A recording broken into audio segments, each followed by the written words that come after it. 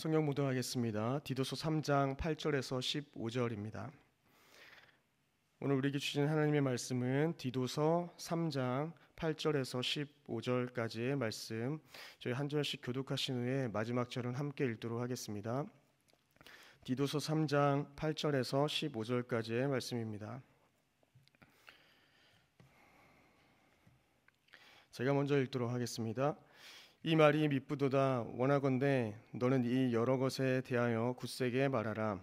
이는 하나님을 믿는 자들로 하여금 조심하여 선한 일을 힘쓰게 하려 함이라. 이것은 아름다우며 사람들에게 유익하니라.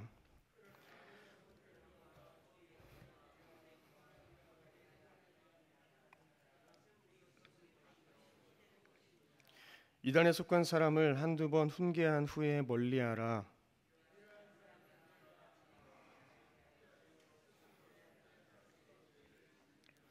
내가 아데마나 두기고를 내게 보내리니 그때 내가 급히 니고볼리로 내게 오라.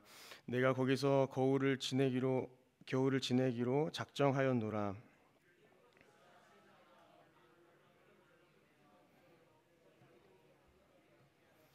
또 우리 사람들로 열매 없는 자가 되지 않게 하기 위하여 필요한 것을 준비하는 좋은 일에 힘쓰기를 배우게 하라. 같이 읽겠습니다. 나와 함께 있는 자가 다 내게 무난하니 믿음 안에서 우리를 사랑하는 자에게 너도 무난하라. 은혜가 너희 무리에게 있을지어다. 아멘.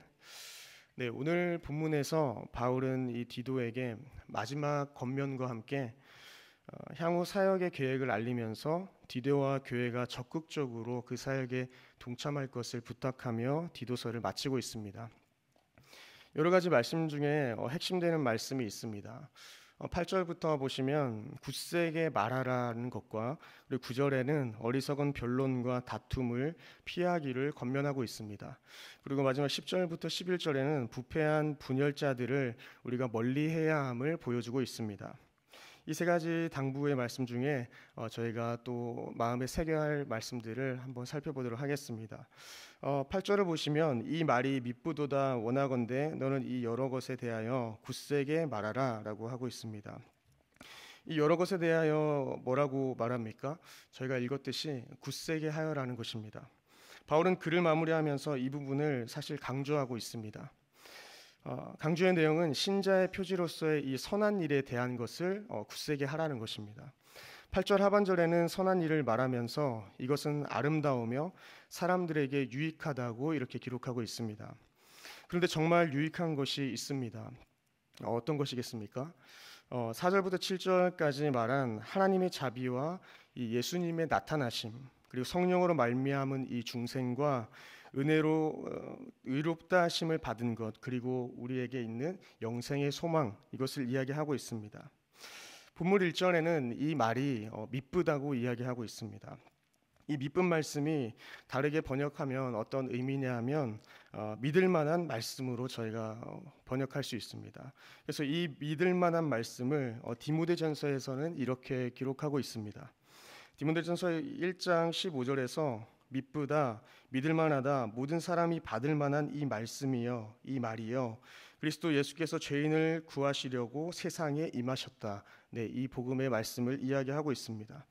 요약하면 복음이 우리의 삶 가운데 유익하다는 것을 잘 보여주고 있습니다. 주님은 우리를 긍휼하게 여기시고 우리를 위하여서 일하시고 또한 임재하십니다. 그러니 1절에서 말하는 좁은 의미와 그리고 넓은 의미로 생각해 볼 때 선한 일과 복음, 이 두 가지를 이야기하고 있습니다.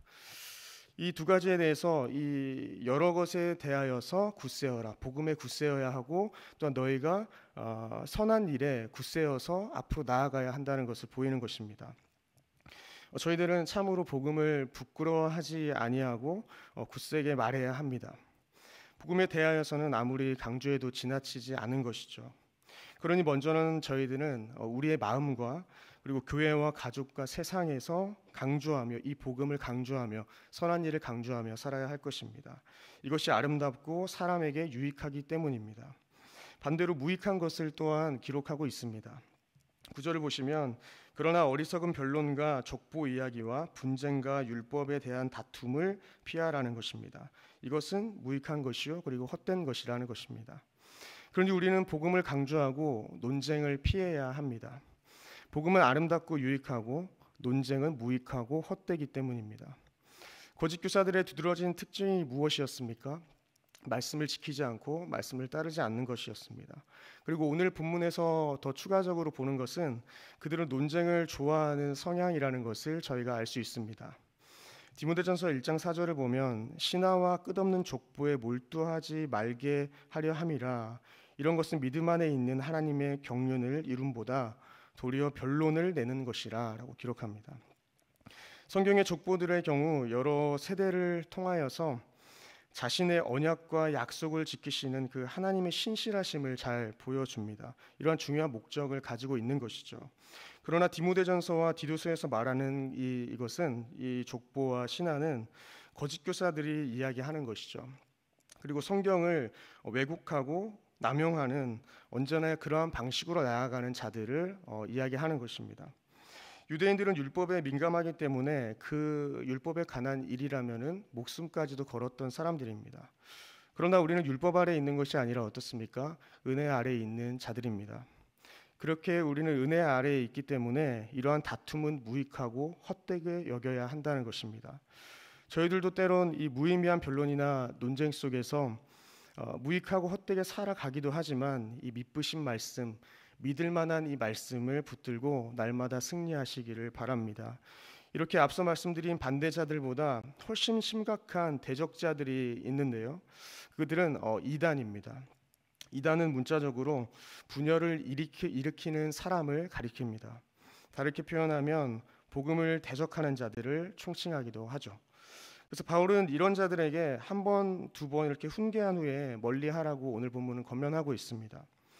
10절에 이단에 속한 사람을 한두 번 훈계한 후에 멀리하라. 이러한 사람은 내가 아는 바와 같이 부패하여 스스로 정죄한 자로서 죄를 짓는다라는 것입니다.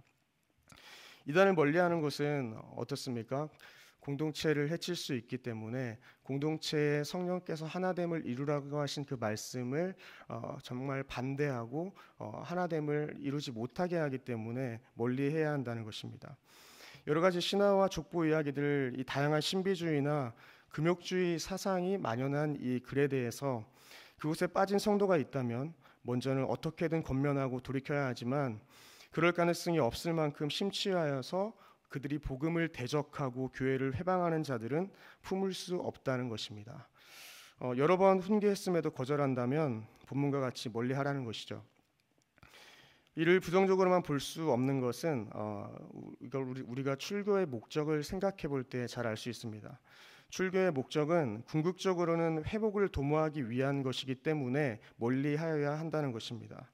최종적으로는 공동체를 지키면서 죄를 범한 사람이 자신의 죄를 고백하며 교회의 친교로 다시 돌아오기 위한 것을 위하여 돌아올 수 있도록 기도하고 은혜를 구하며 저희는 그것들을 소망하면서 멀리해야 한다는 것입니다. 단순히 그냥 이제 우리의 교회에 들어오지 마, 교회 일원이 되지 마 이렇게 이야기하는 것이 아니라 그들이 돌아오기 위하여서 그리고 공동체를 지키기 위하여서 잠시 멀리하라는 것입니다.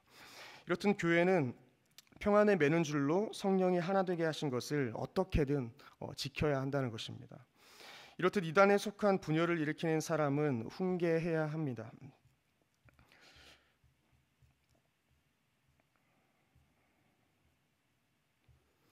경고하고 경고해도 분열을 일으킨다면 잘못된 가르침에 위협이 되기 때문이죠. 성령이 하나 되게 하신 그 교회를 힘써 지키는 저희들 되기를 소망합니다. 12절부터 바울이 편지를 맺는 말을 이렇게 기록하고 있는데요. 다 설명하기에는 길기 때문에 짧게 요약하면 이렇습니다. 바울 자신이 조만간 이 아데마나 두기고를 그레데 교회로 보낼 테니까 디도에게 니고볼리로 와서 자신을 만나라는 것입니다. 바울은 다른 사람을 그레데에 파송할 계획을 가지고 있는 것입니다. 그러니 디도에게 빨리 너가 맡은 임무를 잘 완수하고 나에게로 오라는 것입니다. 여하튼 디도는 바울의 계획에 적극 동참했을 것입니다. 아데마가 누구인지는 알 수 없지만 두기고가 에베소에 있는 디모데를 대체한 것으로 보이기에 아마도 아데마가 디도를 대체했을 가능성이 있습니다. 그래서 그 사역에 공백이 생기지 않도록 적절하게 투입되었던 것입니다. 세나와 아볼로가 등장하는데요. 세나와 아볼로는 아마도 디도서를 전달한 사람으로 기록되고 있습니다. 세나와 아볼로가 도착해서 함께 교제한 후에 또 그들의 다음 사역지로 갈 때 빨리 급히 보내되 궁핍하지 않도록 그들을 도우라고 또 바울은 권면하고 있습니다. 여정에 필요한 것을 공급하여서 그들이 쓸 곳이 부족하지 않도록 하라는 것이죠. 이렇게 사역은 경쟁이 아니라 연합임을 저희는 알 수 있습니다. 같은 믿음 안에 있는 리더들은 서로 무난하고 서로의 필요를 채우며 사역해야 한다는 것입니다. 목회자뿐만 아니라 교회의 모든 직분자들과 성도님들도 마찬가지겠죠. 서로의 역할이 다르고 사역의 시간과 공간이 다르기 때문에 서로의 사역을 존중하고 격려해야 한다는 것입니다. 식당 봉사와 교사, 여러 직분에 관한 모임들, 그리고 전도회, 기도 모임, 그리고 공간 사용의 문제, 이 모든 것 등 경쟁이 아니기에 주님께서 하나 되게 하신 그 성령의 하나됨을, 그 연합을 아름답게 이루어 가야 할 줄 믿습니다. 디도서에서는 복음만을 강조하지 않습니다. 우리끼리 복음에 대해서 얘기하는 것이 최종 목표가 아니라는 것입니다. 같은 믿음을 가진 지체들에게, 복음을 알고 믿는 거룩한 성도들에게 선한 일에 함께 힘쓰며 나아가자는 것을 강조하고 있습니다. 디도서 2장 14절을 보시면 그가, 예수님이 우리를 대신하여 자신을 주심은 모든 불법에서 우리를 속량하시고 우리를 깨끗하게 하사 선한 일을 열심히 하는 자기 백성이 되게 하려 하심이라 라는 것입니다. 우리를 깨끗게 하시고 새롭게 하신 이유는 선한 일을 열심히 하는 자기 백성이 되게 하려는 그러한 목적이 있으시다는 것입니다. 물론 이 목적은 복음 전파이고 하나님을 향한 영광입니다. 하나님께 영광인 것이죠. 거짓 교사들은 아무런 그러한 선한 일도 하지 않습니다. 그러나 그리스도인들은 본문과 같이 범사에 선한 일을 보여야 한다는 것입니다. 이것이 왜 중요합니까? 이 선한 일, 우리의 삶에서의 행동의 변화, 성화되는 그 모든 일들이 그것들을 통하여서 본이 되고 또한 복음이 전해지는 계기가 되기 때문입니다. 그래서 저희는 이것을 선교라고 이야기할 수 있을 것 같습니다. 이것이 선교이고 복음 전파라는 것입니다. 무엇을 통해서 우리가 선교할 수 있습니까? 우리의 범사에 비방하지 않고 다투지 않고 우리 주변 사람들과 평화를 이루고 관용하고 배려하고 온유하고 친절할 때에 하나님의 선교가 우리를 통해서 일상에서 일어나게 된다는 것입니다. 우리는 선교를 생각하면 우리보다 잘 살지 못하는 어떠한 특정한 나라에 가서 그들을 돕는 것으로만 생각할 때가 많이 있지만 우리가 일상에서 다투지 않는 것이 선교이고 관용하고 받아들이는 것이 선교이고 그리고 온유와 겸손과 친절로 나아가는 것이 우리 일상에서의 선교라는 것을 오늘 하루 기억하셨으면 좋겠습니다. 이 삶을 하나님께서 가장 귀하게 여기시고 기뻐하실 줄 믿습니다. 이런 선한 행실로 하나님께 영광 돌리는 저희 모두 되기를 바랍니다. 말씀을 맺겠습니다. 우리도 전에는 어리석은 자였습니다. 순종하지 못한 자였고 죄의 노예였습니다. 그러나 이제는 주님의 긍휼하심과 은혜로 믿음으로 저희는 구원받았습니다. 하나님께서 아무것도 아닌 나에게 나타나셨듯이 우리도 아무것도 아닌 것처럼 여겨지는 나의 일상에서 하나님을 나타내야 하는 것입니다. 원하기는 권위적이고 냉소적인 이 시대에 하나님의 일꾼이 되어서 부르신 모든 자리에서 가정과 교회와 그리고 일터에서 선을 행하며 선교의 사명을 감당하는 저와 여러분들 되시기를 소망합니다. 기도하겠습니다.